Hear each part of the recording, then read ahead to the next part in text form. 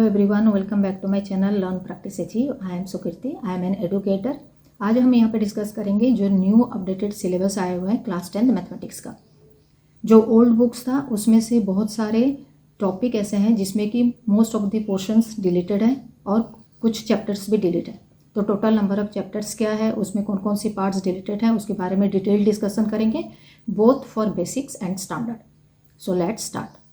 Next हम शुरू करेंगे इस बार क्लास 10th में हमें कौन कौन से चैप्टर कंप्लीट करना है, स्टैंडर्ड और बेसिक्स दोनों में। तो इसको मैंने एक टेबुलर फॉर्म में अरेंज किया हुआ है ताकि आपके लिए इजी हो जाएगा।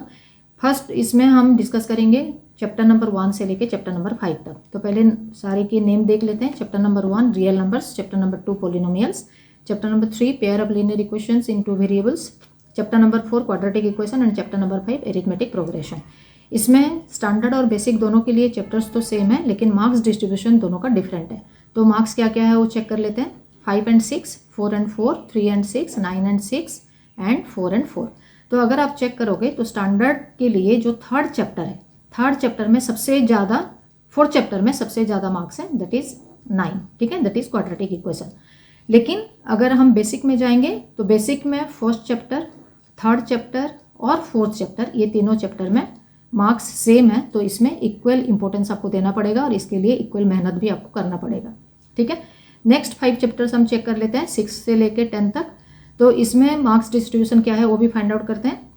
चैप्टर नंबर 6 है आपका triangle, then chapter number 7 coordinate geometry, chapter number 8 introduction to trigonometry, chapter number 9 some application of trigonometry and chapter number 10 circle.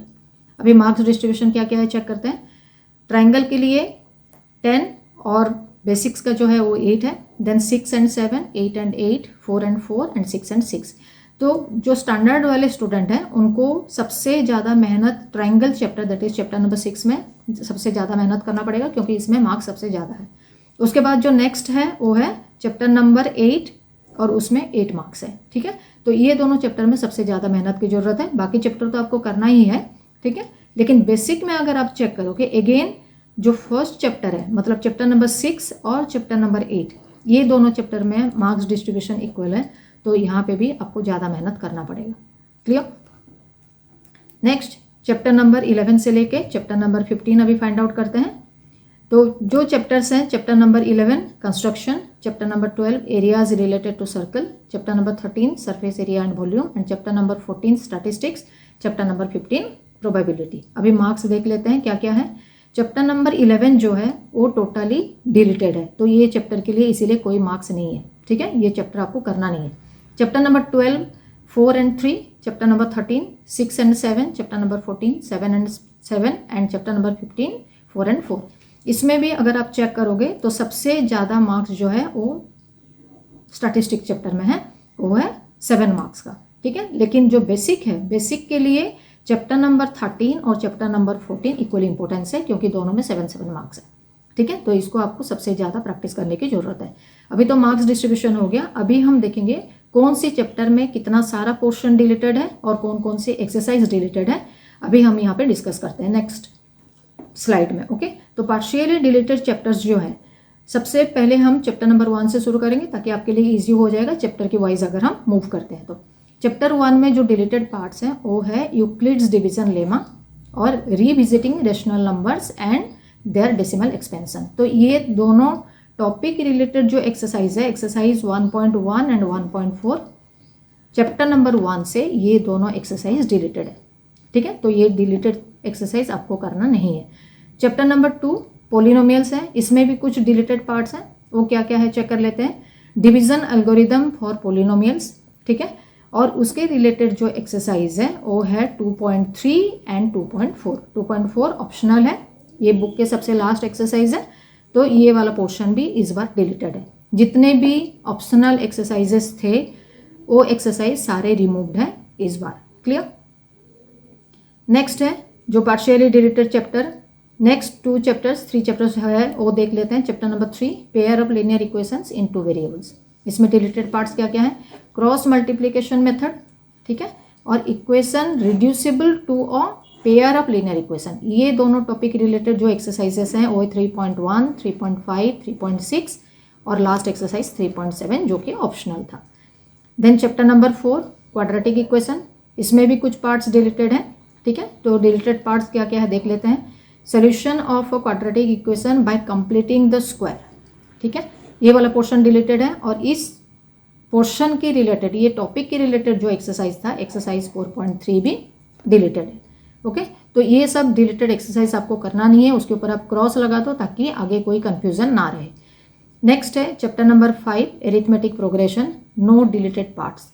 इसका मतलब एरिथमेटिक प्रोग्रेशन से कोई भी पोर्शन, कोई भी एक्सरसाइज डिलीट नहीं हुआ है, इसका मतलब ये चैप्टर आपको कंप्लीटली करना है।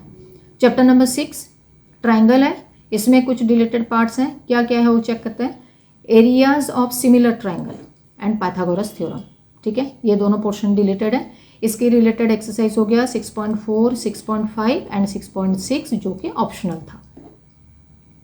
नेक्स्ट चैप्टर है आपका चैप्टर नंबर 7 कोऑर्डिनेट ज्योमेट्री, इसमें डिलीटेड पार्ट्स है area of the triangle.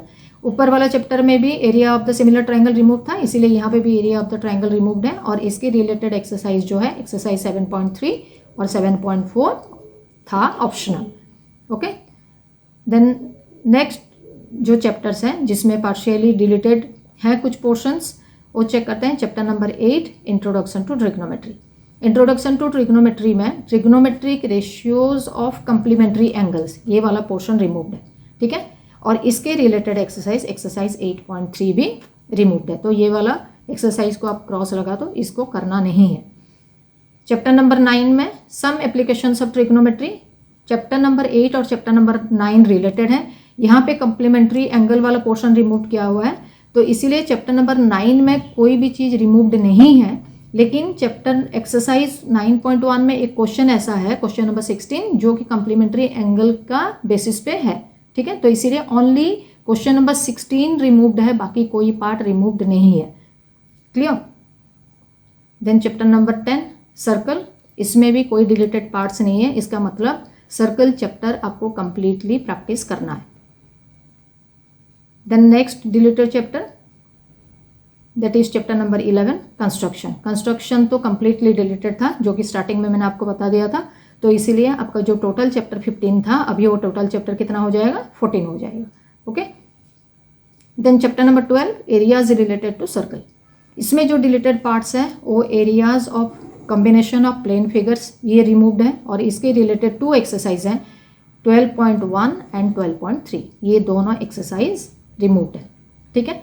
Chapter number 13 surface area and volume, इसमें डिलीटेड पार्ट छोटा सा ही है, एक part that is frustum of a cone, लेकिन इसके रिलेटेड एक्सरसाइज है, ठीक है। सो रिलेटेड एक्सरसाइज है 13.3, 13.4 और ये वाला लास्ट वाला जो था वो ऑप्शनल था, वो भी रिमूव्ड है इस बार। Next chapter number 14 and chapter number 15 रह गया, चेक कर लेते हैं उसमें क्या क्या पार्ट रिमूव्ड है। चैप्टर नंबर 14 है स्टैटिस्टिक्स, डिलीटेड पार्ट है graphical representation of cumulative frequency, मतलब जो ग्राफ बनाना था क्यूमुलेटिव फ्रीक्वेंसी का, वो पार्ट नहीं है।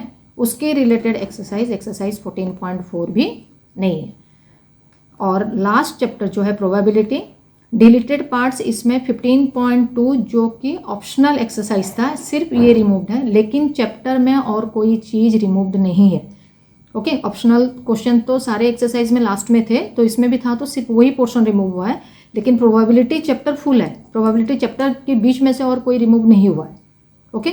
सो जितने भी मैंने यहाँ पे एक्सरसाइजेस और पार्ट्स बताए उसको आप बुक में मार्क कर लो, ताकि आपको आगे कोई कन्फ्यूज़न ना रहे कि ये चैप्टर है कि नहीं है, ये पोर्शन है कि नहीं है, ठीक है। सो एक आपका कंसेप्ट क्लियर हो जाएगा कि क्या क्या आपको प्रैक्टिस करना है। So accordingly you plan your thing, जो सिलेबस कितना टाइम में आपको कंप्लीट करना है और कैसे करके कंप्लीट करना है वो प्लान आउट जल्दी से कर लो, clear. Hello students, at the end मैं ये कहूँगी कि practice makes a man perfect. Maths को आप जितना ज़्यादा प्रैक्टिस करोगे उतना ही अच्छा होगा आपके लिए, और आप अच्छे मार्क्स भी अचीव कर सकते हो। सिलेबस आपको मिल गया, टाइम शेड्यूल बना लो और उस हिसाब से प्रैक्टिस करना शुरू कर दो। And don't forget to watch all my new upcoming videos, बहुत सारे इंटरेस्टिंग वीडियोज़ और अपडेटेड वीडियोज़ आ रहे हैं, तो ज़रूर उसको देखना, ठीक है। Thank you for watching.